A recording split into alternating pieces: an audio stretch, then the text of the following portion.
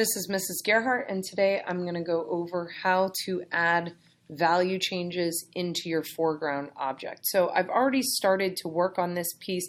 I added the first light layer into my foreground object. Now I'm starting to go back into that piece and get the different color changes, as well as going from big to small and going light to dark as I add those pieces.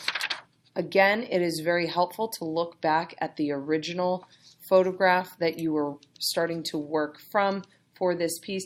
So I'm starting either with a medium or a small brush, and again, I am always going to mix more than one color or value together as I'm adding some of those changes. So notice, even though I added red and put red on my brush, I mixed the red with some brown, and I'm starting to get a second layer on that top area of the boat, and you can see how that's darkening it a little bit.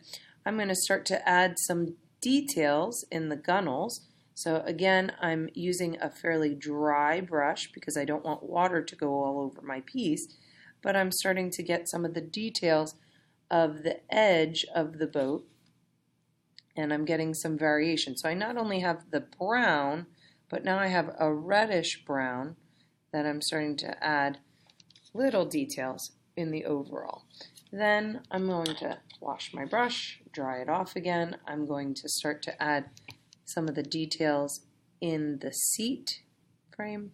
So I'm actually going to leave some areas light, and I'm actually going to fill in the areas around the light area so that it appears to look down into that seat, and it's going to start to make that woven pattern, that woven fabric that we see on the overall piece. I'm also going to start to darken in between several of the pieces here, and then we're going to really darken the area around it so that it appears like a shadow, and that we start to see that seat rising up a little bit closer to us in the overall pattern of the seat. So here you're starting to get layers. So I start big, I start light, I start adding value, and it gets a little bit darker. Then I continue, add more value, and get really dark. I also work from the overall big piece, and then I go to medium-sized pieces and all the way down into the fine, tiny details.